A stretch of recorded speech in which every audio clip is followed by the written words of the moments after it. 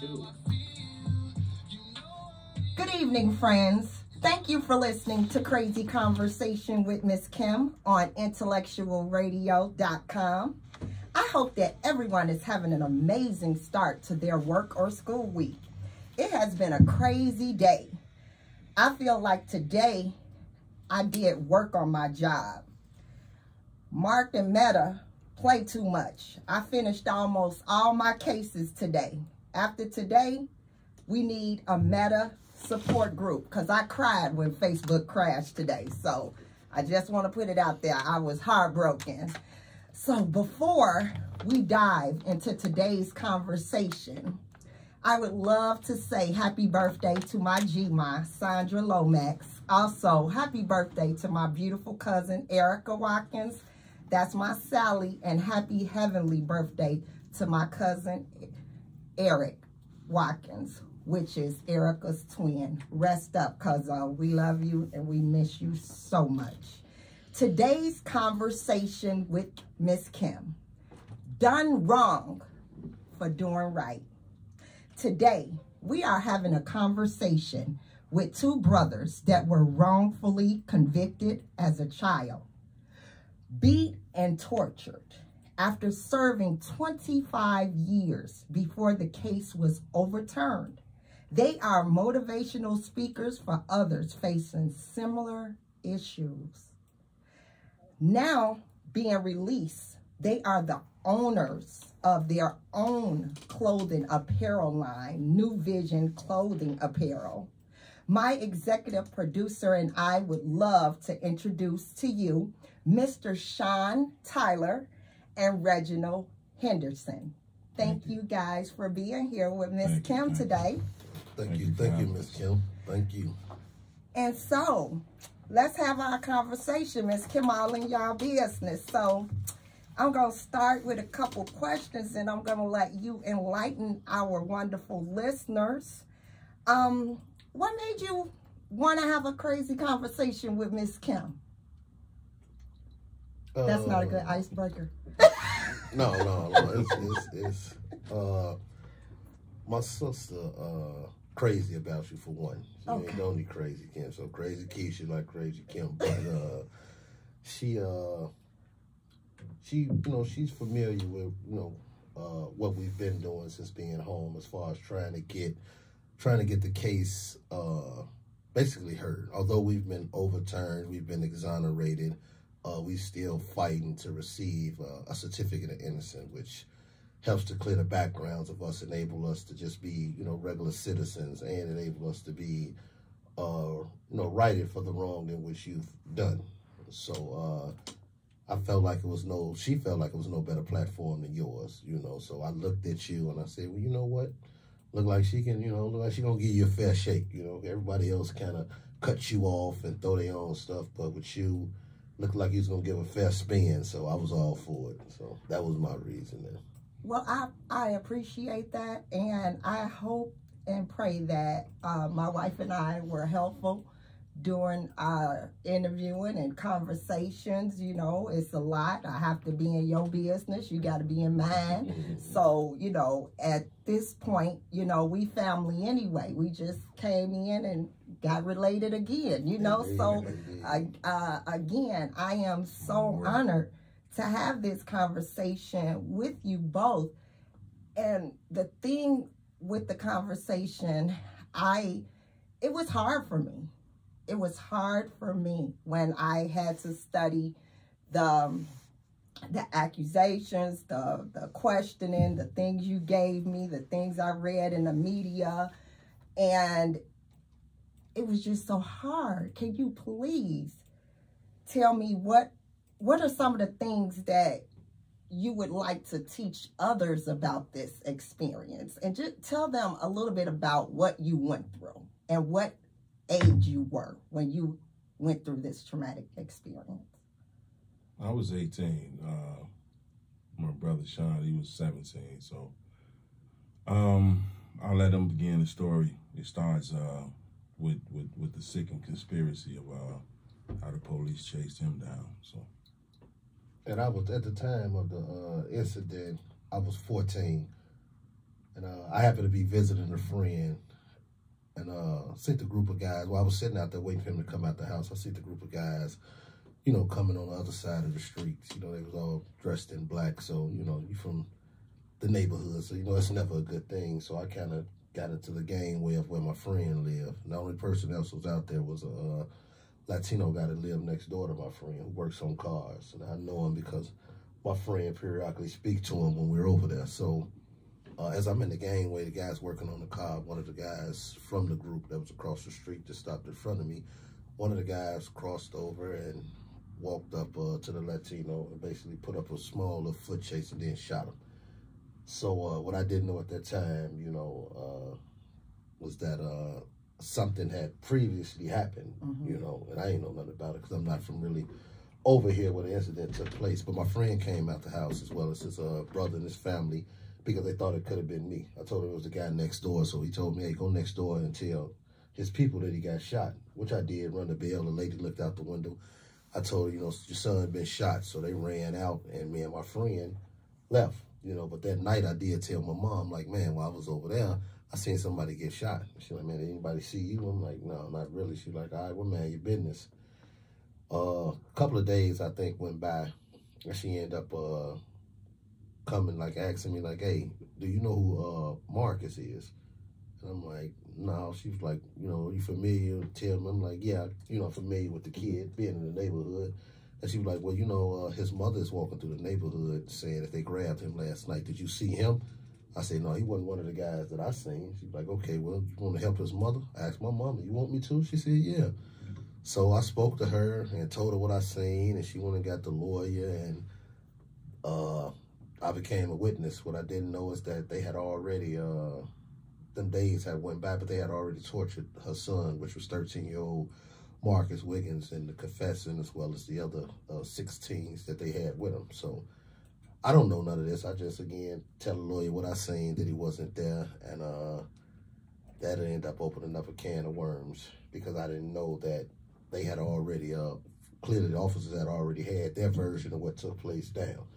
And with me coming forward to help, that ended up contradicting the whole, they all just confess thing, you know. So the police ended up catching me coming out of my grandmother's house and jumped out, asked me my name. I told them my name. And they said something to the nature of, you keep trying to help somebody, you're going to end up needing help, or, you know, some threat they told me, which is what scared me. So I called the lawyer, who was Julie Hall, and told her, like, hey, police just pulled up. I don't want to help nobody. So she ended up going to get up with the judge at the time, was Judge Earl Strayhorn. Told him the story, and Strayhorn issued a protective order. I was 14 again. He issued a protective order saying no police on or about the Alfredo Hernandez cases to have any contact with Sean Tyler. So as that wasn't enough for my mother, though. So she was still scared. So she ended up sending me to Wisconsin. And I was up in Wisconsin for a while, coming back and forth, you know, to participate with the case. But once the kid ended up getting sort of off, I guess, you know, that meant there was no more need for me. So I came back to the city. Only 3 years later, the case that I did go to prison for, the police ended up coming. A kid got shot, a gang shooting back and forth. They said a 10-year-old kid got shot. And was going through the neighborhood. Somehow they ended up at our house and told my mother that they wanted to speak with me, just questioned me, and left a card, you know. So when I did come home, she asked me, hey, the other day that shooting, did you have anything to do with it? Was you around? You know anything about it? I told her no. She said, okay, well, this officer want to talk to you. Police station wasn't that far away. I'm 17. I know I didn't do nothing. I knew who I was with. So I went to the police station looking for that cop, you know. So once I went there and I found them, they automatically handcuffed me and put me in a room, told me they wanted to question me, and that ended up leading into me being rushed out the back door of the police station, you know, later for throwing up blood. I had been beaten and beaten until I gave in, until I confessed, you know. So the whole time that they're telling me that someone seen me, they put me in a lineup, said I was picked out the lineup, and again, I'm knowing 100% sure that I did nothing, I wasn't there, but they weren't trying to hear none of that. So to further get me to confess, they end up coming in and showing me a statement you know, saying that your brother already said that you did it, your brother already admitted to doing it, and I'm like, my brother, now I'm knowing for a fact, like, but to see his name and to see this, it's like, damn, what did you do to him? This brother, Reggie. Yeah, you know what I'm saying? Because I didn't even know that he was even in the police station. So, it's just crazy, you know. Like I said, he was next door the whole time going through what he was going through. I went to the emergency room, told the doctors in the emergency room, they asked me what happened, and I told them, and that he ended up being washed away with Sean threw up blood because he was an asthmatic. And that's what they presented to the courts. They didn't say that I was violated by the officers. They didn't say none of that. They said that I threw up blood because I was an asthmatic. And that's what justified taking me out of the police station on the stretcher. So, but go ahead, bro. You can tell them. Can I be in your business, Reggie? Go ahead. No, I was waiting till he ended his story, which bring me to say that when they brought him my statement, what they didn't know was they had already had me for over a day beating on me, you know what I mean? Had me back there beating on me and you know, just thinking back on it and not trying to get emotional about it. Just hearing his story and how defenseless we were as children, you know what I mean? And it always gets me and chokes me up, but nevertheless, they had me in the room, beat me, torture me, and again for further legal reasons, you know what I mean? We can't go further, but after beating me again, I did the same thing as he did. You know, did what I had to do to get out the situation. And sadly to say, found myself 27 years later being exonerated for something I had absolutely nothing to do. And, you know, the sad part about it, I try to get people to look at the fact that, like, I believe I was the only person that, like, for 27 years, I had nobody testify against me or say I was nowhere, you know, had anything to do with nothing. It was just the police. The police who put me there, the police who said everything. It was the police. You know what I mean? Here it is, when they put me in front of the jury, who else could they believe but the police? Especially when you coming out, a young teen coming out, you know, the neighborhoods we come from. So with the title of the conversation that you guys gave me, Done Wrong for Doing Right. Yes. What inspired that title? It's the truth. Like, you know, the world has always fed to, you know, parents, you know, not to just do the right thing, but teach a kid to do the right thing. And my mother felt like she was doing the right thing. So to have me, even in the 1991 case, to have me, you know, come forward knowing what could have happened or transpired, she still, hey, you know, do it. You want me to do it? Yeah. Okay, cool. You know, two people you fear at that age is God and your mama. So it was going to happen. You know, she said, do it. So I done it. Then to have you people double back them years later, you had to present yourself to her as someone who, you know, non-threatening. It wasn't a problem. Oh, it's nothing. We just want to talk to Sean, because if she would have thought that you guys were the same officers, if she'd have thought that you guys was going to torture me, I'm quite sure instead of telling me to go to the police station, she would have said, Sean, hand me my purse so we can go to the police station. But knowing at 17, believing what I told her, like, Mom, I had nothing to do with it, which I didn't. I wasn't there. She said, okay, cool. You know, the police station, here's the card, going. And that's what I did. You know, neither of us thought that. So it all stems back to just doing the right thing. You know, doing the right thing shouldn't cost no one 25 years. It shouldn't cost my brother 27 years. You know, y'all ask this. This is what y'all preach. This is what y'all promote. And y'all want people to pass it down to your kids. And then you wonder why people are standoffish when it comes to dealing with the system.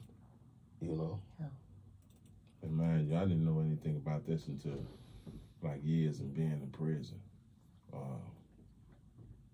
When my mother took him away as a kid, I ain't think nothing of it. I was just thinking, like, you know, he was gone. Why is he gone? And, you know, we're still here. But to find that out in prison, like, man, you know what I mean? My mother telling me, you know, and he's sending me story after story of, you know, how in depth it went, you know, with Marcus Wiggins. Here I am, like, baffled in prison, like, man, where do I go? What do I do? You know what I mean? I'm stuck here. So the sad part about it is, done wrong is coming from the eyes of my mother. The doing right part was her believing in the system and knowing that, you know, if you put right in, you would get right out. But sadly to say, she went to her grave, you know, seeing how opposite that was. So. Wow. And you both have been going around talking to teens and helping adults with their situations and experiences, and you have been helping them with ways to avoid this from happening to them. Can you tell me a little bit about the things that you work with the teens and other adults struggling with this type of situation or something similar? Well, we are a part of a associated with a program, Chicago Torture Justice Center.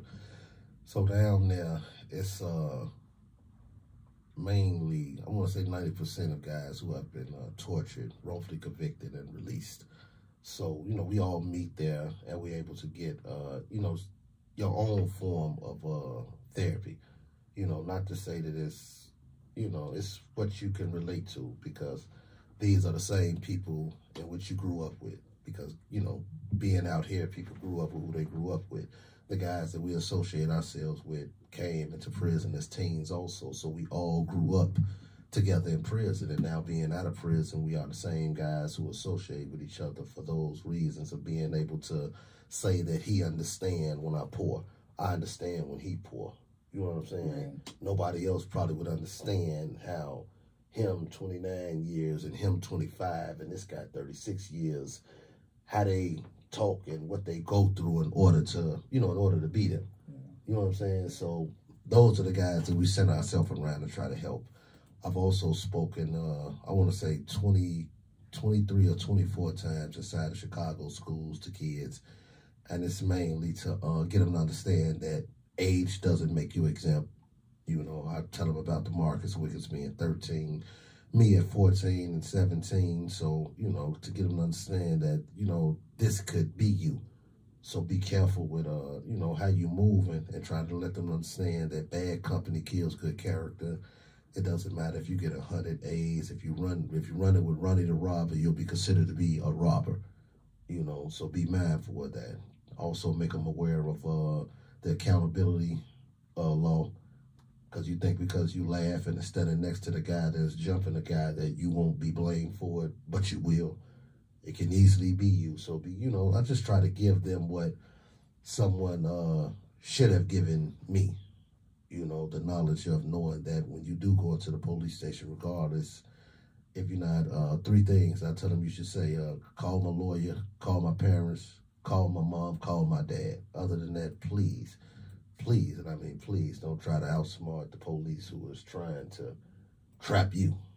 You know, so that's, you know, that's a lot of what we do with in and out of the community, speaking. My brothers speak, as well as do spoken word at different events to uplift and motivate. So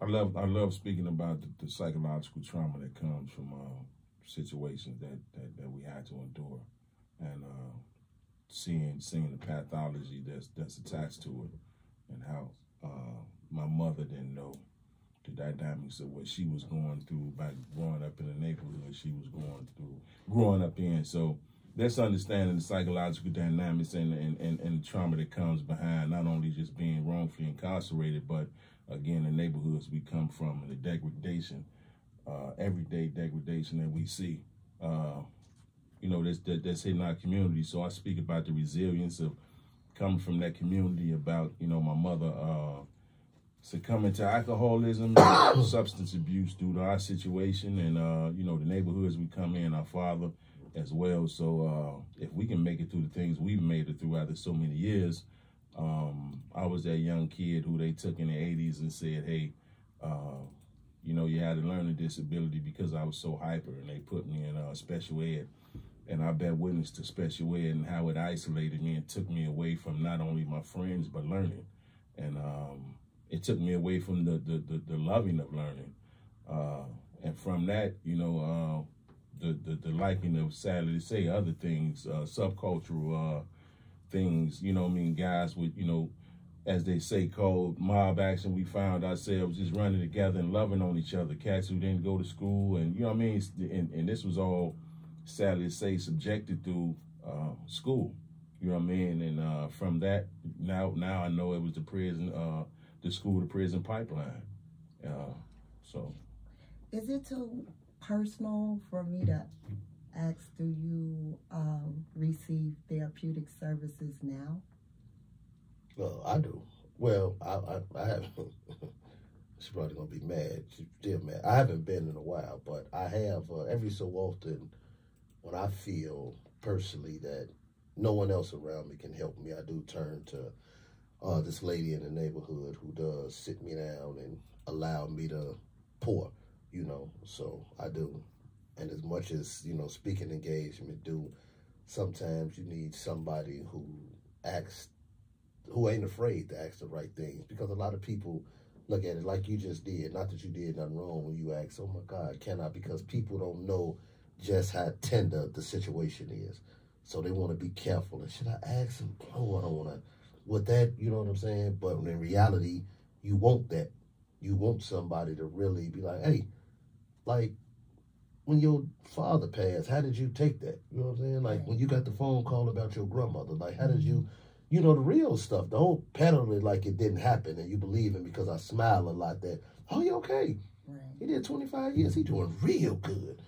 Nah, he got a damn good smile though, but you know, but that's it. The smile is masked by so much other stuff that you couldn't control, can't control, but trying to find a way to get it out without allowing it to consume you or damage you, you know, because that is possible. You know what I'm saying?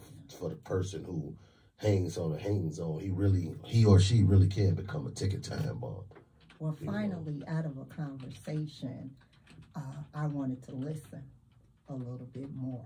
So I just felt it was appropriate to get permission before I get all in your business. I'm already in it, but, you know, I just wanted to be and use cautionary measures. Indeed. As far as questions are concerned, I let you pour and I pour. You know, there that's you go. how we do it. And I want you to do that. I did want to know, I know you missed out on dreams and lifetime goals. What are some of the things that you missed out on being able to do because of your age when you were incarcerated? What are some of the things that really bothers you that you missed out on, which was probably everything? Go ahead. Man, what's crazy is because it's kind of like a question that goes to me answering my therapy part. My therapy, we'll start there, has been putting into people. Do I have a personal therapist? No. Do I need one? Absolutely. But when I went into 18, I had a 5-month-old daughter. And I came home to a 27-year-old, finna be 28-year-old with 3 grandchildren. So from that, it was the cause of me not being able or being a part of someone's life who needed me. You know what I mean? Yeah. I understand now. Like, there's so many dynamics to it that I'm still learning. You know what I mean? We two adults who just trying to understand each other. You know what I mean? So it's there's definitely something that was a part of my life that I should have been a part of, and you know, kind of put it put it in. You know what I mean? Because that was one of the things that we did not talk about, parenthood. Yeah. So now that I know that you are a dad. Yeah. And Sean, what about you? Well, one of the things that, I mean, it's again, you can't even count the amount of things that was missed out on, because the simplest things become the most important things to the incarcerated man. Like, people want to believe that everybody sit around all the time in jail and talk about women or talk about, you know, going, man, I done been in some of the most heated discussions all about who in Chicago got the best dipped Italian beef. You understand that? So to be able to have some now and laters when you haven't had them. So to wonder what you miss the smallest of the smallest, because it's the biggest to those who can't see it or get it. You know, so it's so to try to find the one thing to miss any of it is wrong. You see what I'm saying? So I can't even begin to say this is anytime you are removed from the things in which you love, things in which help to shape and make you. So we'll do the growth of the teenager to the adult. And that transformation, everybody who's older than me puts a piece into me as I transform. That's how the streets is made. It's you know, when you on the outside, it's balanced like that. You got a sprinkle of TT and Unc and Granny, and everybody shapes you to make you who you are. Village. So to go to prison and you're shaping and molded to become strictly what every man here has to put inside of you. There's no softness, because there's no softness in jail. So I had a, you know, just on another subject, I have a conversation with my lady. We was talking one day, and she was like, you know, you really don't show enough on the affection side. And I'm under the impression that what I do is enough as far as, you know, hug here. But then I had to think about it like, you know, before prison, that was, you know, my mama loved me, my granddad loved me, but the affection wasn't there. You know, it was just, my son know I love him. Hey, baby, hey, mama, you know. So to go and have to hide, so to say hide it for 25 years, you tuck that because there's no one to hug, kiss, or love in prison. So now there's no affection.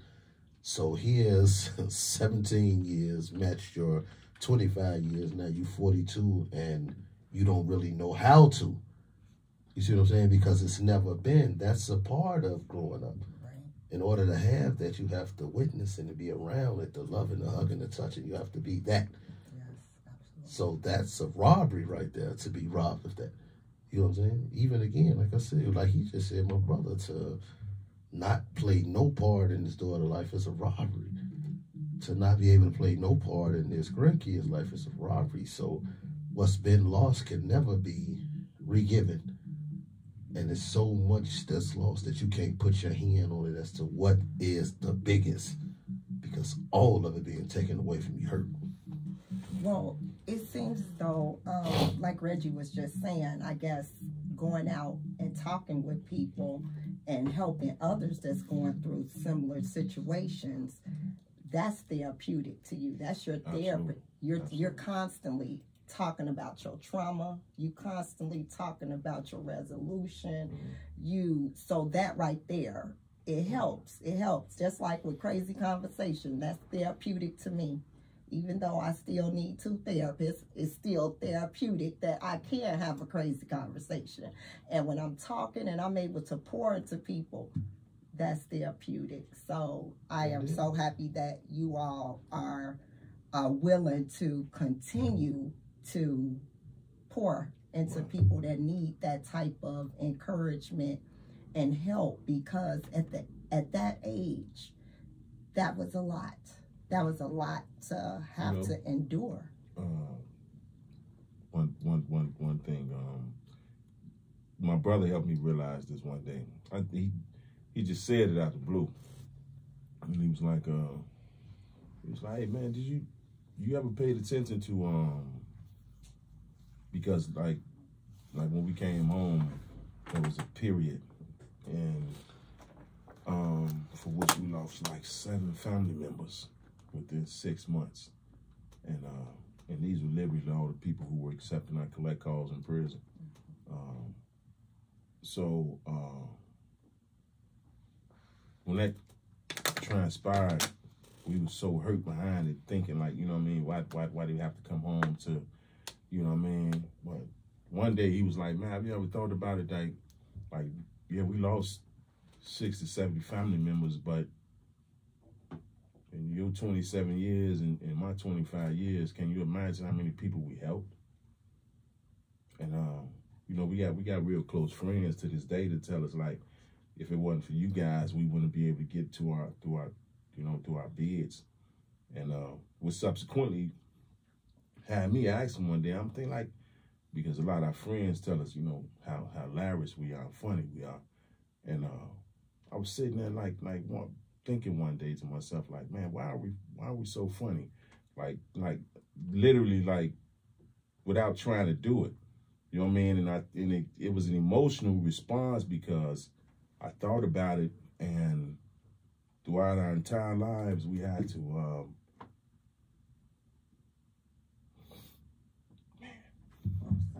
no, it's okay. We had to keep our mother laughing. And I'm now learning this through comedians that some of the greatest comedians is people who had trauma in their lives. So that's my response. So how was your support system during your time of incarceration? I know you said that you lost abundance of family members and friends. So how did that keep that support system going when you say you lost so many? That was major. You know, in your support. The crazy part is, I guess it was it wasn't until after, like right after we were incarcerated, we lost a dear close cousin who was like a brother to us, and our family ended up moving from the neighborhood we were in, and you know, it wasn't like literally until after 25 years later, or even probably like 20, 22 or 23 years later, that we began to lose people. And we were at the end of our prison terms at that time. And right before coming home, we had lost our father and our grandmother, both of whom were close to us, an uncle. But like the most harmful and the hidden hurt was coming home and my brother having, I think, like 15 months, and I had 11 months or something like that. But I ended up losing my mother on Mother's Day to a massive heart attack. And I had administered CPR, and to show you, like, the crazy part was that she had went and got my grandkids that night, and I didn't know it. So when I popped up to surprise her, because her birthday was that night before, which was the 13th, and went over there to see her, dropped off some flowers and some food, and got a call at 3 in the morning that she was having chest pains. I made it there. She collapsed in my arms, me not knowing that she had went and got my grandchildren when I was meant to CPR, and by that time my brother had rushed over there, which was not too long, but I hadn't paid attention because I was so focused on my mother that when I looked up, my grandchildren was on the bed watching me. And you know, when you think about things like this, the trauma that comes behind that, that's 4 generations of trauma that we've had to endure because of this situation. And you know, you can't tell me that you know, the 3 strokes that my mother suffered wasn't because, you know, what she had to endure by thinking about being responsible for having him turn himself in, and us being tortured, and us going through the things that we went through. To hear while in prison, she's going through what she's going through, and us unable to help. We also had 2 younger siblings who we were, unfortunately caught the bad end because she had to focus on her older 2 siblings, her older 2 children, and they got the bad end of the back stick. So, all this contributed to the first big death of us coming home, which was my mother, and the day of our exoneration, which was 2021, September 17th. We just got exonerated.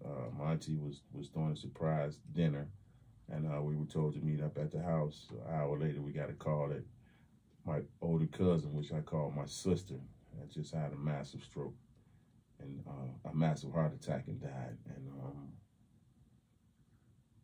she was just sitting next to us at court, and so from there was just multiple family members, and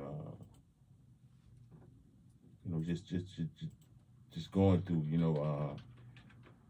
the psychological trauma, man. Just I can't get enough of saying that, because before we acknowledge that anyone needs help, we first must acknowledge that we're walking around here traumatized through not just our our personal lives, but through our history, and we must first acknowledge or even find a way to deal with each other and us as a group, psychologically first, before we look to do anything.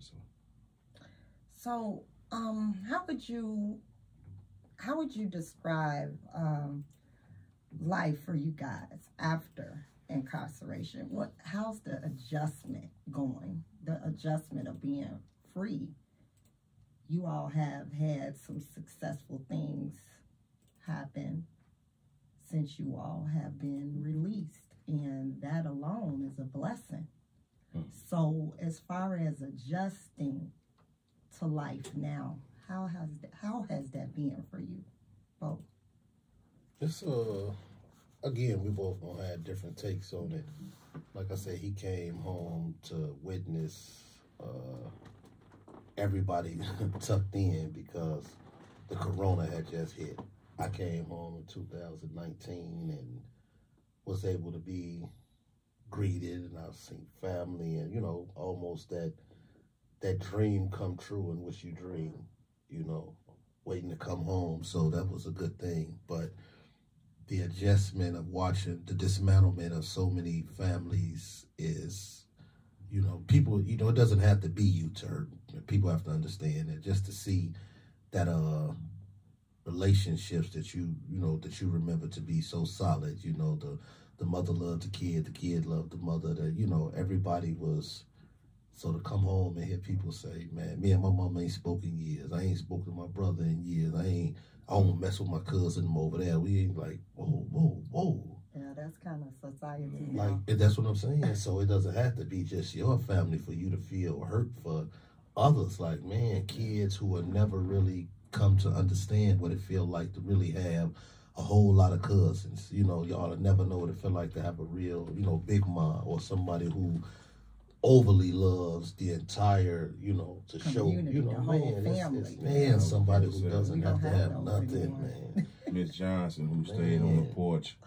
Yeah. Anybody. And didn't care who said what. She would always direct you right back to your house. So we need to bring big mamas back. We do not have those We need the village back. The village, period. The whole village need to be. Yeah. Man, it's been tore down. So whenever it's time to rebuild and restructure this now, we really need to do that, man. Because what we seeing, I've never been one to shun the youth. So I've been in prison with people who see the youth come through there, because of what society and the news have portrayed them as, automatically. I ain't saying nothing to them. I ain't got time to be hard-headed. And, granted, they are. You all gonna run across a hard-head, guy. But at the same time, he is entitled to with me, the first introduction of shall we talk again or shall we not?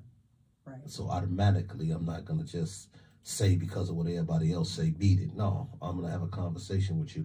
And in my conversation, I'm going to always look to uplift, inspire, motivate, and encourage you in any way that I can. Anything that'll help you not walk the path in which I've walked as far as coming down these years as I have, missing out on so much. So I've had that conversation with people, so many in prison, to where to do it out here is even lovelier, because now I have a real group who actually stands a chance, and it's something now, you know. So all of that has been a beautiful thing with, you know, coming from prison to here. So to come out, man, and be able to be embraced by those who do recognize that, okay, here is a guy, he's did 25 years, he was tortured, he was this, but put all that to the side, here's a guy who don't have no problem with doing what so many have ran away from. A job that so many have took their vest off and said, "This, you know, I quit." You know what I'm saying? When ain't no quitting. You know, no, it ain't everybody ain't gonna get it. But shame on you for not trying to make sure that someone gets it. You know? No, it's not your job. But if you're a man and that's a child, it's your job. You understand that? If that's a man and it's a child and you're in the presence of it, anything that you can give, you're supposed to. Whether they accept it or not, it's your job to pour. And I always tell myself that. I used to tell myself from a sense of meeting the Creator. God gonna say, Sean, you was right there with that boy and you ain't say nothing. Right. So I look at it like that. So anytime I'm around anybody, foolishness or not, I say something. And say, God, I said something. And so God, I said something. Were you all compensated for damages? You rewarded anything after what you went through? Absolutely not. Swift. Am I being in your business? No, we got a swift kick. That's a good question. A battle, but that's actually a good question. Let me say this, that so certificate of innocence allows us to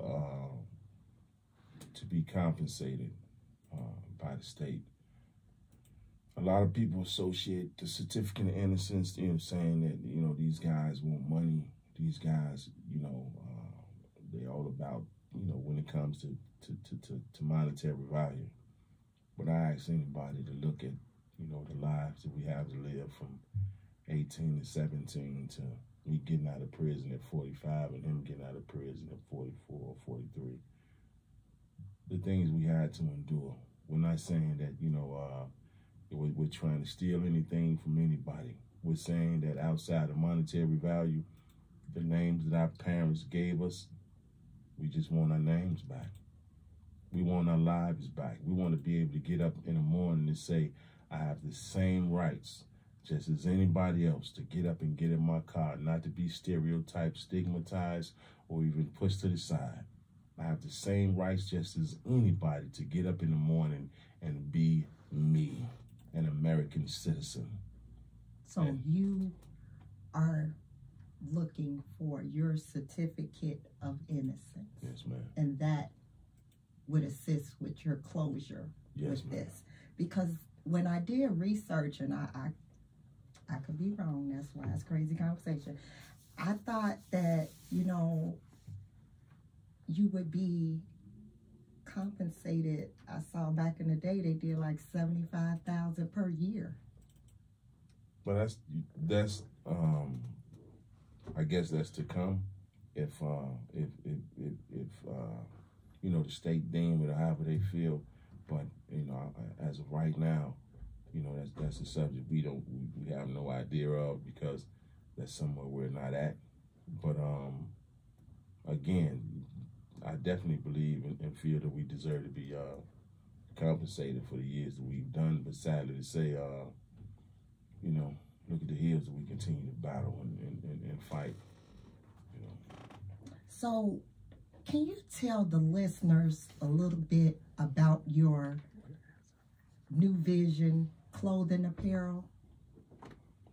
And let them know how they can get a hold of you to take advantage of this amazing line. Yes, you can, to find it, you can go to newvision.org, or you can find me on Instagram, newvision_, and you can find me on Facebook at Sean Tyler. Get up with me and I'll get it to you. We got our bag. We got our gifts. They brought us gifts. Me and wifey got gifts. We'll have it on tomorrow. And it's as bad, and I want to get this understood, as bad as all the hands that played a part in making sure that me and my brother went to jail, as bad as they needed it or wanted it to be, it just wasn't. God didn't see it that way. So his coverage of me and my brother to protect us, to lead us through 27 and 25 years, because I can assure you, I didn't do it because I was no tough guy, no mobster, no gangster. I did it because I prayed, and the people who loved me most prayed for me. And from that, I was delivered. I made it through 25 years in a situation that I shouldn't have been in. I did. But while being in there, what people don't, what I love to highlight about being incarcerated, I continued to go to school. I received a GED. I took all the necessary college classes in which the institutions in which I was in allowed me to take. I fell in love with writing, and in doing so, I was around guys who wrote, who encouraged me to write. And when I did, they encouraged me to put it in a book form. So I wrote 6 books. Although none of them have been published, I do have 6 completed books. 6 completed books that's just waiting to be published. Along with those books came New Vision. I've always loved clothes, so I've seen myself as doing exactly what I'm doing. And when I came home and sold the first t-shirt, I came the person that I told everybody in prison that I wanted to be. So understand that I am blessed. I ain't got the best, and I ain't doing the numbers that I feel I should be, but I do the work that I'm supposed to do to get what I'm gonna get. See, I put the work in, so I will be rewarded and shall be. So New Vision is my baby. I love it. It's New Vision. No one should ever, he who has a dream should explore it. Don't let no one tell you that you can. And above that, to have any idea that you put into the world that's yours, that you completed, it's your New Vision. So take advantage of it. Absolutely. Absolutely. Please give them that website information again. Newvision.org. You can go on there and find some things, and you can go to, again, on Instagram. I'm at newvision_. You heard it here on Intellectual Radio. Do you plan on continuing to advocate for others that has been wrongfully accused? Do you continue to advocate for those people and assist them? Absolutely. Until there's no more breath in their lungs, I shall always stand for and stand with those who have been wronged, wrongfully incarcerated. Wrong of any sort should be addressed. And I just told someone this the other day that the situation is like cancer. You know, like no one in your family should have to catch cancer. No one who you love should have to fight cancer for you to say, screw cancer. You know, this should just, knowing that what it is and what it does and what it represented, those who have fallen short due to it, should make everyone stand against cancer, what it is. So that's how I look at being wrongfully accused, wrongfully incarcerated. Wrong of that sort should just be exactly what it is. Wrong is wrong, and you should stand for wrong.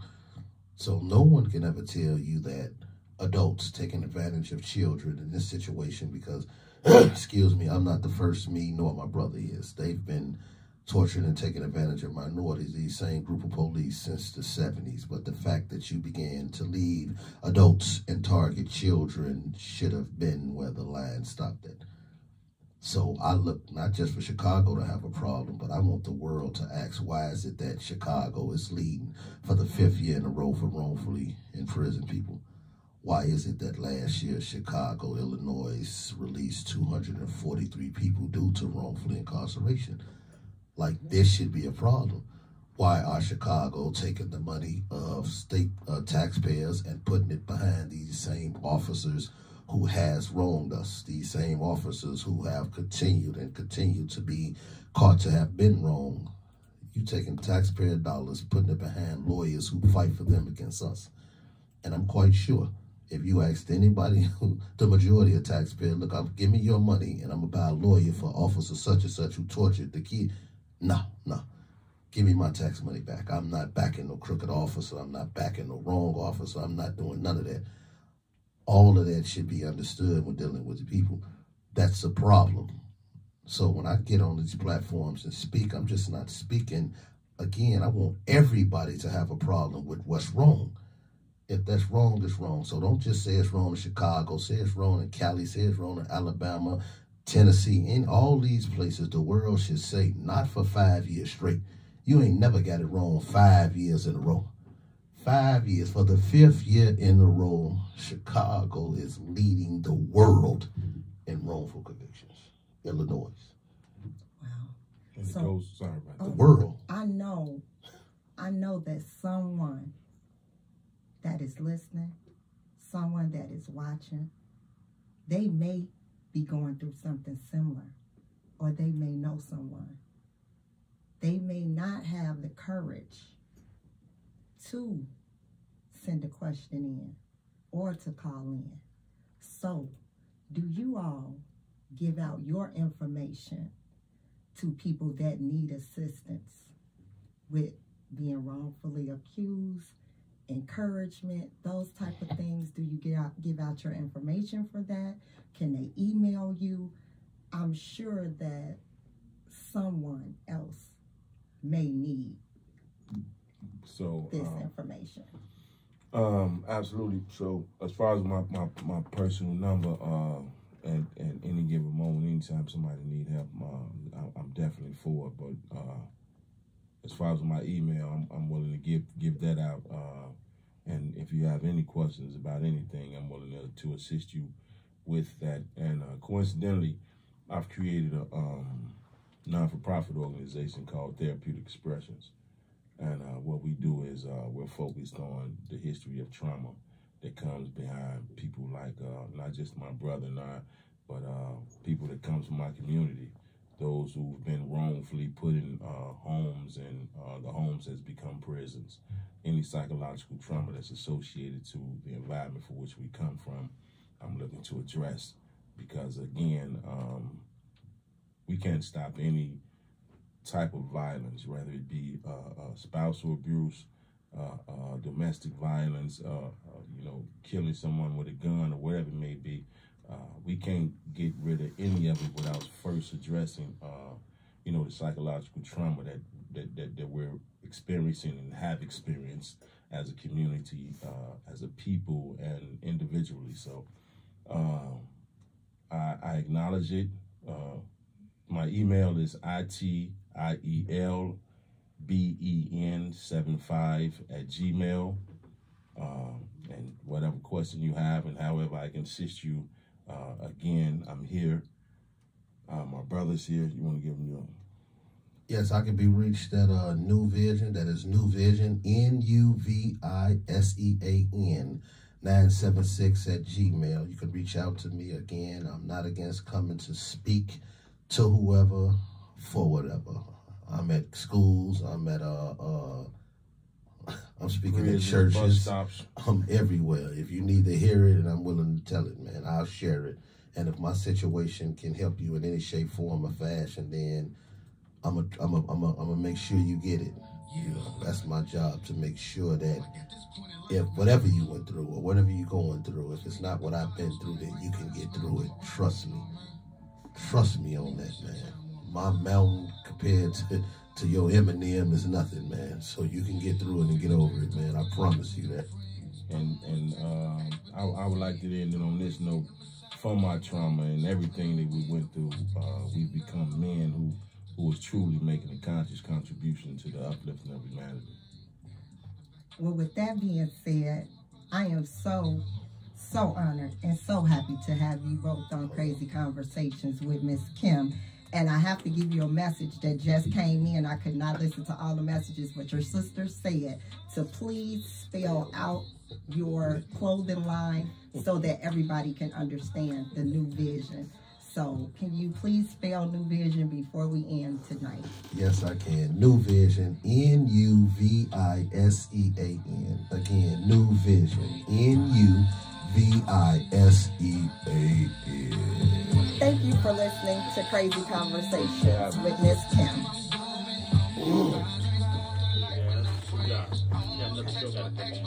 Okay. You can hit it, son.